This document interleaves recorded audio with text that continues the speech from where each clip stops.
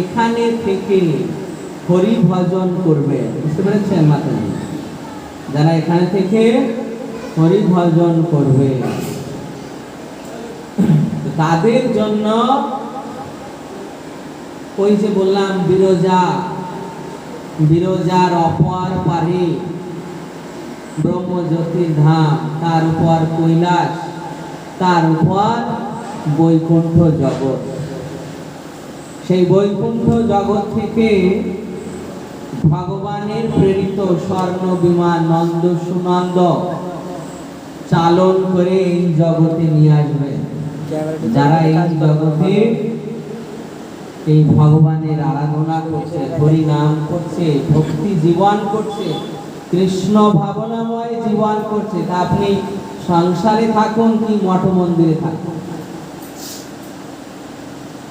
সংসারে থাকলেও উদ্ধার আছে, মঠ মন্দিরে থাকলেও উদ্ধার আছে।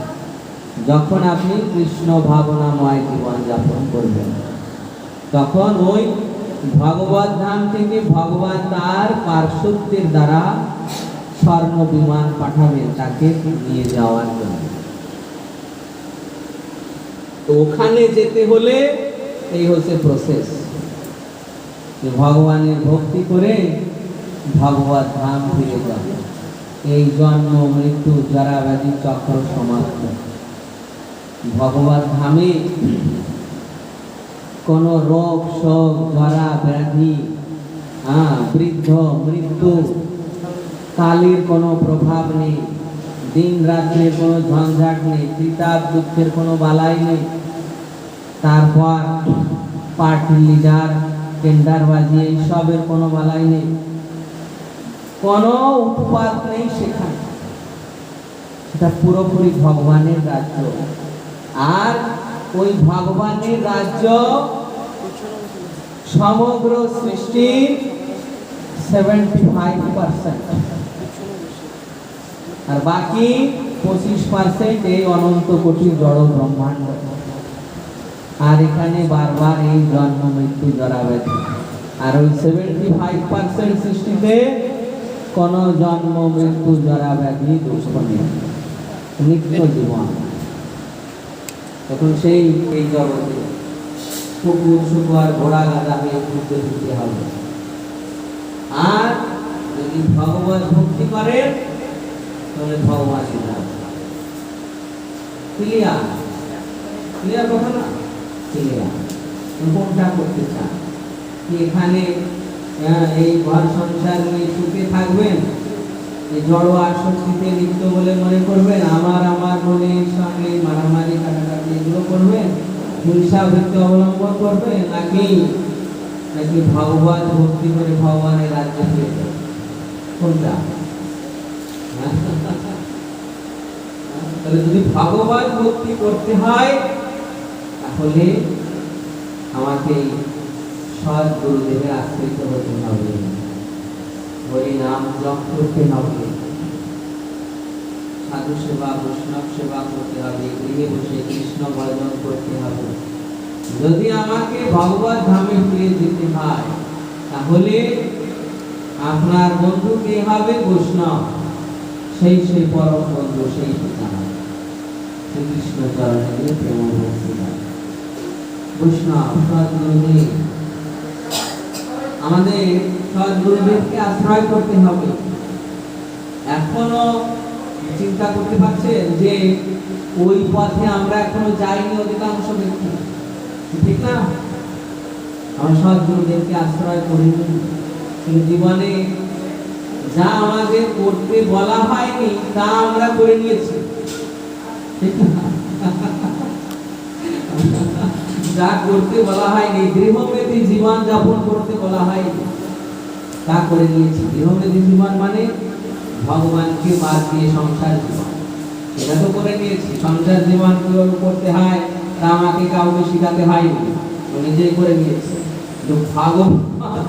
ভগবত ভক্তি যেটা আমার অপরিহার্য, তার ধারে কাছে আমি যাই না। ভগবত ভক্তির ধারে কাছে যাওয়া হয় না। জীবনে কত বড় ভুল হয়ে গিয়েছে, তাহলে কি করতে হবে? হরি ভজন করতে হবে, হরি নাম করতে হবে, সৎ গুরুদেবের আশ্রয় গ্রহণ করতে হবে। বুঝতে পারলেন মন্দিরে আসাটা কত জরুরি, যে এখানে এসে আপনার কি চক্ষু উন্নীত ছিল, উন্নীত হচ্ছে। আগে তো চোখ ছিল কিন্তু অন্ধ, কত ব্যক্তির চোখ রয়েছে কিন্তু অন্ধ, জ্ঞানালোক নেই, কিছুই জানে না, ঠিক না? সংসারে পড়ে আছে, ঘর সংসার নিয়ে মেতে আছে, মন্দিরে ফিরেও তাকায় না, ভগবানকে সে বিষয়ে কোনো তার চিন্তা চেতনা নেই। কিভাবে অর্থ উপার্জন করতে হবে, কিভাবে ঘর সংসার করতে হবে, চাষবাস ব্যবসা বাণিজ্য করতে হবে, কেবলই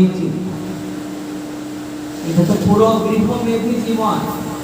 আর এই গৃহমেধী জীবন, এই গৃহমেধী জীবনের সংসার করে কোনো লাভ নেই, পাপ পুরাতে হবে সারা জীবন, কেবল পাপই পুরাইতে হবে, পাপই সংগ্রহ করে দিতে হবে।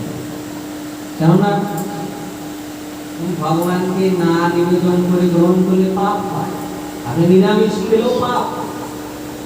কেন? ভগবানকে নিবেদন না করে খাওয়া। প্রত্যেকটা বস্তু ভগবান, প্রত্যেকটা বস্তু ভগবান। আপনি কাউকে জন্মদান করেননি, আপনি কাউকে সৃষ্টি করেননি, এমনকি সত্য কথা আপনি আপনার পুত্র কন্যাকেও জন্মদান করেননি। কেননা ভগবত গীতায় ভগবান আত্মার ধারণা দিয়েছে, ওই আত্মার কখনো জন্ম মৃত্যু হয় না। আত্মার কখনো জন্মদান হয় না, ওই আত্মা ভগবান সৃষ্টি করে দিয়েছেন অনাদিকাল থেকে। ওই আত্মাকে কেউ সৃষ্টি করতে পারে না, কেবল এই সংসারের দ্বারা পিতা মাতার দ্বারা কি শরীর তৈরি হয়, শরীর তৈরি হয় মাত্র, আত্মা নয়। বাঁচাও বাবারে মারে বাঁচাও, ভগবানের নাম আর স্মরণ হবে। যমরাজের দূত এসে এই সূক্ষ্ম শরীরের গলায় জম্পয় বাজে, আর দুইজন এসে পিঠে চাবুক মারতে থাকে। এখানে সারা জীবন যে পাপ করেছি কোথায় যাবে? স্বকর্ম ফল ভোগ পুরাণ, মানুষ তার স্বীয় কর্মের ফল ভোগ করে। শাস্ত্রে বলে না, পাপ পাপকেও ছাড়ে না, আপনার পাপ আপনাকে ছাড়বে। এই যে জীব হত্যা, আমিষ আহার, নেশা, ধূমপান, পান, বিড়ি, সিগারেট, গুটখা, যত নেশার জাতীয় সব কি যারা যারা এর সঙ্গে যুক্ত আছে সব মানে কি পাপ যাচ্ছে ভিতরে, সব পাপ যাচ্ছে, সব পাপ যাচ্ছে।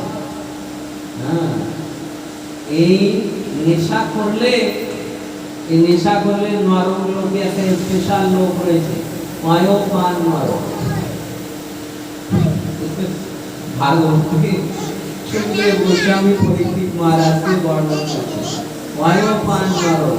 ময় মানে হচ্ছে লোহা, ওই লোহা জল করে লিকুইড করবে, লোহা হিট দিয়ে লিকুইড করবে, মানে গরম চাপ দিয়ে ওটাকে জল করা হবে, লোহার জল, ওটাই করে খাওয়ানো হবে। চিন্তা করতে পেরেছে? যারা এখন ড্রিঙ্ক করছে, নেশা করছে, তাদের ওখানে জোর করে ওখানে খাওয়ানো হবে লোহার জল। অন্যের জীবের শরীর কেটে কেটে খাচ্ছে, তো ওখানে কুম্ভিপাক নরক, কুম্ভিপাক নরকে ওই রকম তাকে ওই রকম পিস পিস করে কেটে তার মাংস তাকে দিয়ে খাওয়াবে, বা কিছু রাক্ষস রয়েছে তাদের দিয়ে খাওয়াবে। যদি আমরা এই সমস্ত পাপের সঙ্গে যুক্ত থাকি, তাহলে আমাদের জন্য পরবর্তীতে যা অপেক্ষা করছে, এগুলো মিথ্যা নয়, আমার বলছি, এগুলো বানানো গল্প নয়। আমরা যদি জ্ঞানদেবের প্রতি শ্রদ্ধা থাকে, সূর্যের বিষয়ে শ্রদ্ধা থাকে, তাহলে ভাগবতে পঞ্চম স্কন্ধ পড়ে দেখবেন, পঞ্চম স্কন্ধে 25-26 অধ্যায় এই নরকের বর্ণন রয়েছে। সেখানে সুখদেব গোস্বামী পরীক্ষিত মহারাজকে শোনাচ্ছেন। পাণ্ডবদের উত্তরাধিকারী শেষ উত্তরাধিকারী পরীক্ষিত মহারাজ প্রশ্ন করেছিলেন যে হে ব্রাহ্মণ, নরক লোক বলে যে লোকের কথা আমি শুনেছি তা কি এই ব্রহ্মাণ্ডের মধ্যে কোনো স্থানে আছে, কিন্তু পৃথিবীর মধ্যে কোথাও আছে? তখন সুখদেব গোস্বামী বলে দিয়েছেন যে এই পৃথিবী থেকে 99,000 যোজন নিচে পাতাল লোকের নিচে ডান দিকে গর্ভদক সমুদ্রের উপর এই নরক লোক সব রাস্তা বর্ণন করে দিয়েছে। পৃথিবী থেকে 99,000 যোজন নরক লোকের দূরত্ব। আর সেখানে ওই পাপীদের গলায় জম্পায় বেঁধে যমরাজের দুধ টানতে টানতে নিয়ে যায় তপ্ত বালুকার পথে। ওই পথে একটা বৃক্ষ নেই যে আপনি একটু বসবেন। তপ্ত বালুকায় জাল দিচ্ছে নিচের থেকে, টকবক করছে ফুটছে, উপর থেকে সূর্যের অগ্নিবৃষ্টি। ভয়ঙ্কর ভয়ঙ্কর কুকুরগুলো, দন্তযুক্ত কুকুরগুলো ওই পাপীকে নিয়ে যাওয়ার সময় কামড়ে যায়। তখন তার স্মরণ হয় যে আমি এই পাপ করেছি, এইভাবে জীব হত্যা করেছি, এইভাবে অপরকে ঠকিয়েছি, অপরের সম্পদ লুট করেছি, এগুলো তখন তার এখন যে রাজা যে মন্ত্রী আদি যত যা করছে সব কিন্তু রিপোর্ট পেয়ে যাচ্ছে, কারো ছাড় নেই, কারো ছাড় নেই। যে আমরা হয়তো সরকারের দলে আছি, সরকারকে ঘুষ দিয়ে আমরা বেঁচে যাবো পাপ থেকে, এখানে বাঁচলে ওখানে বাঁচার কায়দা নেই। ওখানে এই পাপের জন্য তাকে ভয়ঙ্কর ভয়ঙ্কর শাস্তি ভোগ করতে হবে। ওখানে যমরাজকে ঘুষ দিলে চলবে না। ওখানে যদি কেউ বলে তাহলে তার পানিশমেন্ট আরো দ্বিগুণ। যদি কেউ বলে যে আমি আর করবো না, আমাকে ছেড়ে দাও, আমাকে ক্ষমা করে দেন, ক্ষমা শব্দ ওখানে তুললে স্পেশাল পানিশমেন্ট।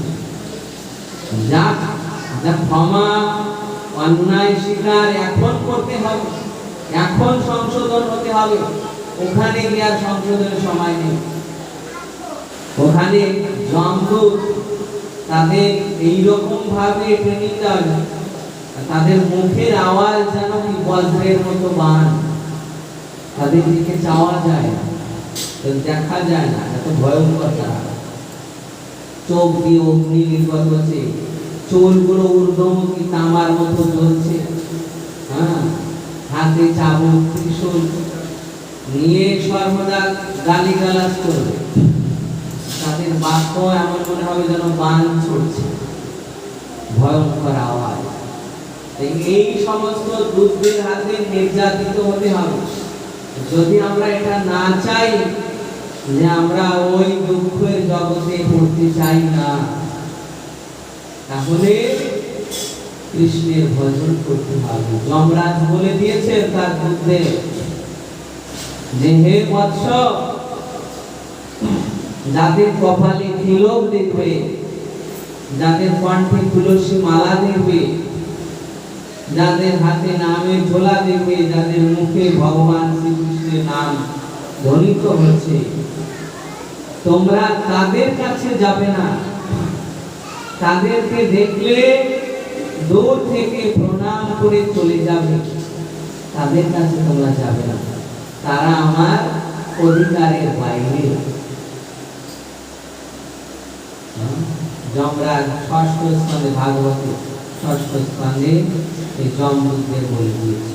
দেখবেন এখন যদি আমরা এই ভগবত ভক্তি না করি, তাহলে আমাদের এই জন্ম মৃত্যু জরা ব্যাধি চক্রে কখনো স্বর্গলোকে কখনো নরকলোকে পড়তে হয়।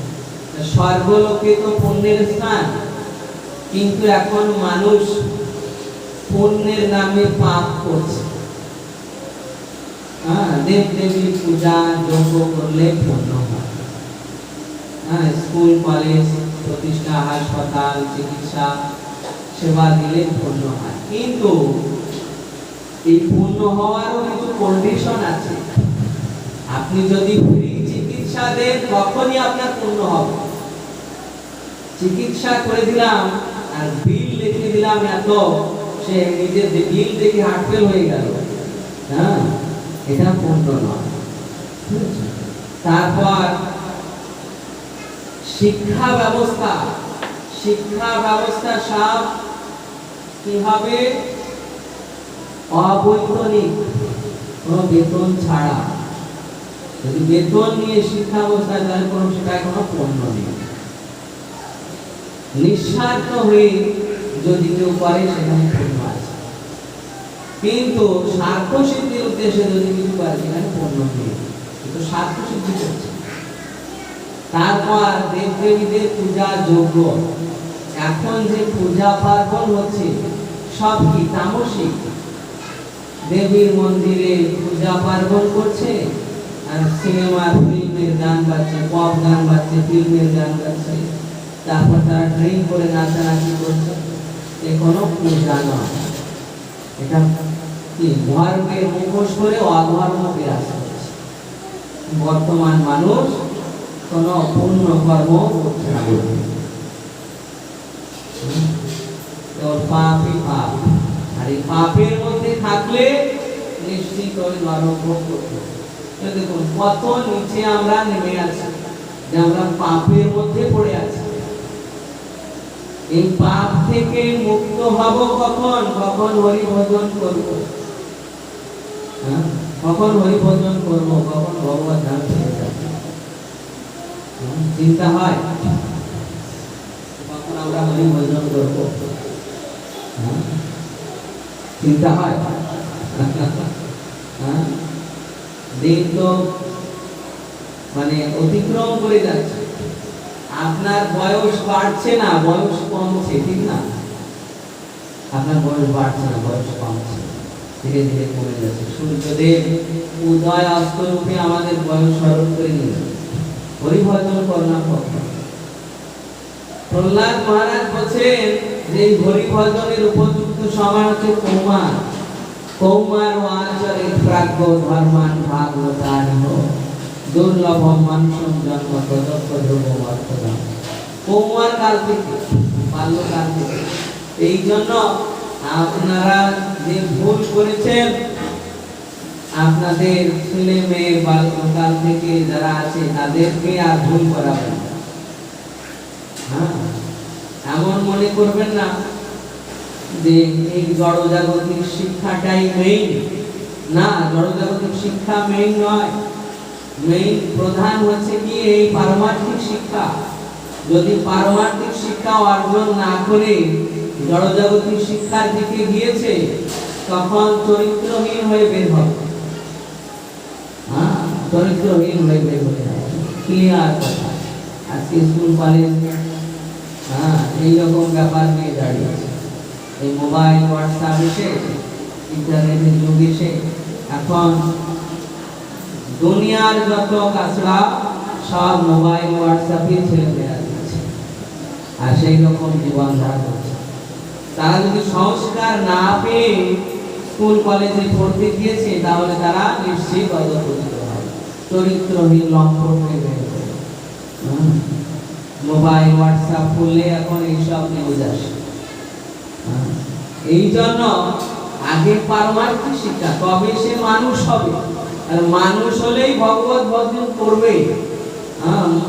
ভগবত ভক্তি করার জন্য ওই মানুষ তো হতে হবে, অন্তত তাকে ভদ্রলোক হতে হবে। প্রভুপাদ বলছেন যে ভগবত ভক্তি করতে হলে আপনাকে আগে ভদ্রলোক হতে হবে।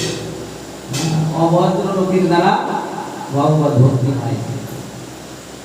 আগে আপনাকে মানুষ হয়ে ভদ্রলোক হতে হবে। আমরা যদি মানুষেরই আচরণ না করি, তাহলে ভগবত ভক্তি করবো কিভাবে? এই জন্য আমাদের আগে এই বর্ণাশ্রম ধর্ম ছিল, আমাদের মানুষ করার জন্য। কেন জন্মমাত্র সব আমরা কি পশু? জন্মমাত্র পশু। কেন জন্মমাত্র আমাদের কোনো ধর্ম থাকে না। আমাদের ওই চারটি প্রবৃত্তি থাকে, আহার নিদ্রা ভয় মৈথুন, এই চারটি প্রবৃত্তি। তখন পশুর প্রবৃত্তির মতো আমরা তখন পশু স্তরে। যখন আমরা বর্ণাশ্রমের ভিতর যাব তখন আমরা মানুষ। বর্ণাশ্রম ধর্ম আমাকে কৃষ্ণ ভাবনার প্ল্যাটফর্মে উন্নীত করেছে। আগে ছিল, এখন তো নেই। এখন আমাকে, আমি যে স্তরে থাকি না কেন, আমাকে অন্তত একটু ভদ্র লোক হয়ে ভগবত ভজন করতে হবে, সভ্য হয়ে ভগবত ভজন করতে হবে, সদ্গুরু দীক্ষা নিতে হবে। তো অন্যথায় অন্য পথ মত যারা বলছে যে তুমি যে পথে যাও সব একই গন্তব্যে নিয়ে যাবে, এসব কি ভুল ধারণা। এগুলো ভুল ধারণা। সব পথে ভগবানের কাছে যাওয়া যায় না। সব মত পথে, আমি বলে দিলাম, সব মত পথ কি সমদর্শী ব্যক্তি, তিনি সব মত পথকে স্বীকার করে নিয়েছেন। কিন্তু এই সব পথ দিয়ে ভগবানের ধামে যাওয়া যাবে না। ভগবান যদি বলতেন সব পথ দিয়ে যাওয়া যেত, তাহলে ভগবান তাহলে মাছ মাংস খাওয়ার অনুমতি দেন, কিন্তু তা না দিয়ে ভগবান কেন পত্র পুষ্প ফল জলের অনুমতি দিয়েছেন? ভগবান এই ভগবত ভক্তি করার নির্দেশ দিয়েছেন কেন? সব পথ দিয়ে যাওয়া যায় না। আপনি জেনারেল মানে ব্যাপার যে আপনি এখান থেকে চাইছেন যে আপনি মুম্বাই যাবেন কি দিল্লি যাবেন, এখান থেকে আপনি কলকাতার টিকিট কেটে চেষ্টা করছেন যে আমি দিল্লি যাব, হবে? হবে। দিল্লি যেতে হলে কি দিল্লি টিকিট কাটতে হবে, এইরকম ব্যাপার। আমি ভগবত ধামে যেতে হলে ভগবত ধামে যাওয়ার যে প্রসেস, সেই প্রসেসে যুক্ত হতে হবে, সেই রাস্তায় চলতে হবে। যারা বলছে সব পথ দিয়ে ভগবানের ধামে যাওয়া যায়, আপনি চন্দ্রলোকের কথা চিন্তা করুন, তাহলে আমি চন্দ্রলোকে জলপথ দিয়ে যাব, চন্দ্রলোকে আমি স্থল পথ দিয়ে যাব, যাওয়া যাবে না? আকাশ পথ দিয়ে যেতে হবে, জলপথে স্থলপথে যাওয়া যাবে। এইরকম ব্যাপার ভগবত ধাম, এখানে ওই সব পথ দিয়ে যাওয়া যাবে না। ভগবানের কাজ তো, ভগবান যা নির্দিষ্ট করেছেন সেইভাবে করতে হবে। এই জন্য আমাদের এই ভগবত ভক্তি এত প্রয়োজন, এত প্রয়োজনীয় বিষয়, যেটা আমাদের অনন্ত জীবনের জন্য, সেটা আমরা গুরুত্ব দিচ্ছি না। অথচ এই সামান্য 100 বছর বেশি হলে এর জন্য এত গুরুত্ব দিচ্ছি, সংসার করছি, বাড়ি জায়গা জমি নিয়ে এত ব্যতিব্যস্ত যে মন্দিরে আসার সময় হয় না, নাম জপ করার সময় হয় না, ভগবানকে একটু প্রণাম করার সময় হয় না, সাধু সঙ্গ করার সময় হয় না। এটা সত্যি আমাদের দুর্ভাগ্য। এই জন্য ভাগবতে সুত গোস্বামী বলছেন যে কলিযুগের মানুষ দুর্ভাগা, মন্দ ভাগ্য, প্রায় না অল্পায়ুষ সভ্য বলাবস্মিন যুগে জনা, মন্দার সুমন্দ মতন মন্দ ভাগ্যা উপস্থিতা। কলিযুগের বৈশিষ্ট্য দিয়েছেন, একটি বৈশিষ্ট্য তার মধ্যে যে কলিযুগের মানুষ মন্দ ভাগী। মন্দ ভাগ্য কি করে ভাগ্য হবে সেই উপায় তারা অবলম্বন করতে চায় না, পারমার্থিক দিক দিয়ে অলস, ঠিক না?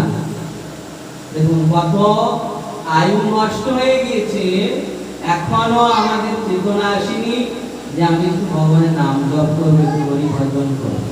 মানে আমরা পারমার্থিক দিক দিয়ে কত অলস, কত জীবন নষ্ট হয়েছে। এখন যাই হোক, বেশি আর কিছু বলবো না।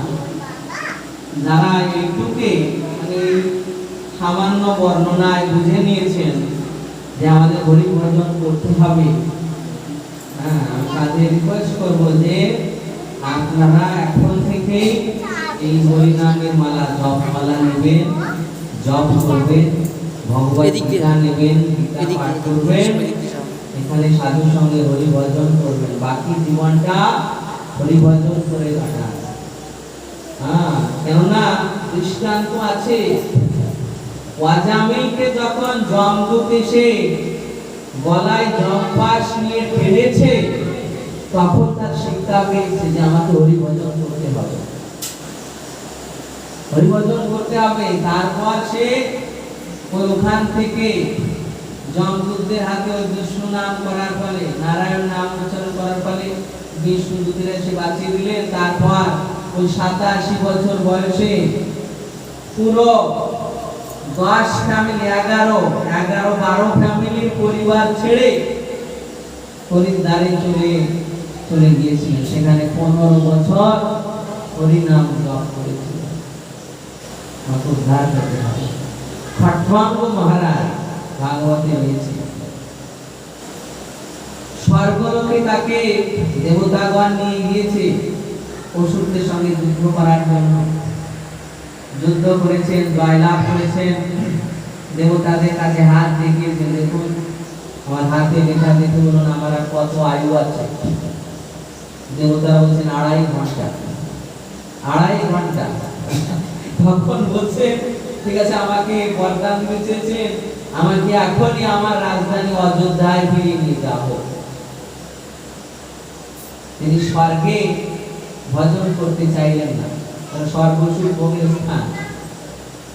ওখান থেকে চলে এলেন অযোধ্যায়, তার রাজধানী। ওখানে এসে ওই যে 2.5 ঘন্টা তিনি ওই ভগবানের স্মরণ করে, ভগবত ভক্তি করে, তাকে যে স্বর্গীয় বিমানে তার অযোধ্যায় ছাড়তে এসেছিল, ওই বিমান যাচ্ছে স্বর্গলোকে, আর এদিকে ওই তিনি 2.5 ঘন্টা ভগবত ভক্তি করে ভগবানের ধাম প্রাপ্ত হয়ে গেছেন। বৈকুণ্ঠ থেকে বিমান এসেছে, ওই বৈকুণ্ঠ বিমানে চড়ে তিনি ওই স্বর্গলোকের বিমানকে অতিক্রম করে বৈকুণ্ঠে চলে গেলেন। এইরকম পরীক্ষিত মহারাজ, তার কত 7 দিন সময় ছিল, 7 দিন অভিশাপ্ত হয়েছিলেন। 7 দিনের মাথায় তোমাকে তক্ষক দংশন করে। পরীক্ষিত মহারাজ তার রাজ্য সমস্ত কিছু তার পুত্র জন্মজয়কে দিয়ে ওই গঙ্গার তীরে চলে গেলেন। যখন গঙ্গার তীরে গিয়েছেন, তিনি বলছেন যে আমার আর 7 দিন আয়ু আছে, আমি আর কোনো কিছু অন্ন জল কোনো কিছু গ্রহণ করবো না, শয়নও করবো না, এই গঙ্গার তীরে বসে প্রাণ বিসর্জন দিব, আহার করবো না, শয়ন করবো না, কমিশন করবো না, এখানে দাঁড়িয়ে দাঁড়িয়ে এখানেই প্রাণ বিসর্জন, গঙ্গার তীরে প্রয়োগ কমিশন। এই সংবাদ সমস্ত ব্রহ্মাণ্ডে ছড়িয়ে পড়েছে যে পাণ্ডবদের উত্তরাধিকারী পরীক্ষিত মহারাজ অভিশপ্ত হয়েছে। সমস্ত ব্রহ্মাণ্ড থেকে মুনি ঋষিরা চলে এসেছে। মুনি ঋষিরা চলে এসে পরীক্ষিত মহারাজ সকলকে প্রণাম করে আসন দিচ্ছেন বসার। যখন সকলে চলে এসে 60,000 মুনি ঋষি, রাজর্ষি, দেবর্ষি, ব্রহ্মর্ষি সকলে চলে এসে 60,000। তখন সকলের কাছে জিজ্ঞাসা করছে যে হে মহান মুনি ঋষিগণ, কৃপা করে আমাকে বলুন মুমূর্ষ ব্যক্তির করণীয় কি? 2টি প্রশ্ন করেছেন। মুমূর্ষ ব্যক্তির করণীয় কি, আর সর্বাবস্থায় মানুষের করণীয় কি? মুমূর্ষ ব্যক্তি মানে যে মরতে বসেছে তার করণীয়, সর্বাবস্থায় মানুষের করণীয় কি? তখন এক একজন মুনি ঋষি, নানা মুনির নানা মত, এক একজন বলছেন হে মহারাজ, আপনি ব্রহ্মানুসন্ধান করুন, আপনি যজ্ঞ করুন, আপনি তপস্যা করুন, আপনি প্রায়শ্চিত্ত করুন, আপনি দান করুন। পরীক্ষিত মহারাজের কোনোটি পছন্দ হচ্ছে না। মুনি ঋষিদের বলছেন যে আপনারা বিষ্ণু গাথা কীর্তন করুন, শ্রী বিষ্ণুর গুণগান করো। এই বলতে বলতে সেখানে সুখদেব গোস্বামী চলে এসেছে। সুখদেব গোস্বামীকে দর্শন করে পরীক্ষিত মহারাজ তাকে পূজা করে উচ্চ আসন দিয়ে বসিয়েছেন।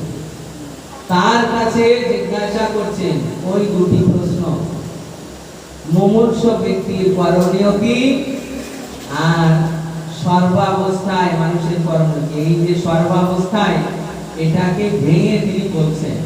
প্রথমটা ঠিক রেখেছেন, মুমূর্ষ ব্যক্তির করণীয়, আর দ্বিতীয়টা ভেঙে বলছেন যে মানুষের 5টি প্রশ্ন করেছেন। দ্বিতীয়টা ভেঙে মানুষের কি শ্রবণ করা উচিত, কি কীর্তন করা উচিত, কি ভজন করা উচিত, কি স্মরণ করা উচিত, আর কি করা উচিত নয়।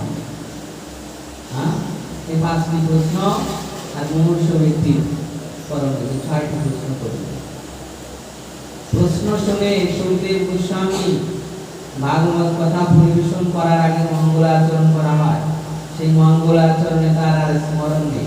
প্রশ্ন শুনে এত আনন্দ হয়েছে, পরীক্ষিত মহারাজকে স্বাগত জানিয়ে তিনি উত্তর দেওয়া শুরু করেছেন। তস্মাৎ ভারত সর্বাত্মা ভগবান ঈশ্বর হরি শ্রোতব্য কীর্তিতব্যস্য স্মর্তব্যস্য তাবয়ম। হে ভারত বংশ কুলপ্রদীপ, সর্বাবস্থায় মানুষের কি শ্রবণ করা উচিত? শ্রবণীয় বিষয় শ্রীকৃষ্ণের নাম গুণগান শ্রবণ করা উচিত। কি কীর্তন করা উচিত? কীর্তনীয় বিষয়। কীর্তনীয় মানে কীর্তনযোগ্য, শ্রবণীয় মানে শ্রবণযোগ্য। এই সিনেমার আর্টিস্টদের, ফিল্মের, এদের কথা শ্রবণীয় নয়, কীর্তনীয় নয়। এদের কথা কীর্তনযোগ্য নয়, শ্রবণযোগ্য নয়। তারপর স্মরণযোগ্য নয়। স্মরণযোগ্য হচ্ছে শ্রীহরির লীলা বিলাস। সর্বাবস্থায় শ্রীহরির বিষয়ে শ্রবণ করা, কীর্তন করা, স্মরণ করা, তার ভজন করা, এই হচ্ছে মানুষের কর্তব্য। এই আনসার দিয়েছে।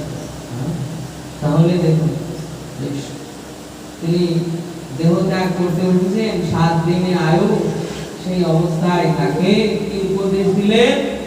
হরি ভজন করা। আর পরীক্ষিত মহারাজ ওই 7 দিন কেবল জল, আহার, নিদ্রা ত্যাগ করে সুখদেব গোস্বামীর মুখে হরি কথা শ্রীমদ্ ভাগবত শ্রবণ করে ওই ভগবত ধাম পেয়েছে। তথ্য কেসে তো কেবল তার শরীরটাকে জানিয়ে বিয়ের আগেই কৃষ্ণকে স্মরণ করে তিনি ভগবত ধাম চলে গিয়েছেন। আর যে শরীরটা পড়ে আছে, সেই শরীরে এসে তখন অন্ত্যেষ্টি ক্রিয়া করেছে। এইরকম ভগবত ভক্তির প্রভাব। এই জন্য আমাদের এই ভগবত ভক্তি যা মনুষ্য জীবনে অতি গুরুত্বপূর্ণ জেনে আমাদেরকে হরিভজন করতে হবে। হরিভজন ছাড়া করতে হবে। যারা বুদ্ধিমান হবে তারা হরিভজন করবেন। হরে কৃষ্ণ। কোনো কোশ্চেন আছে?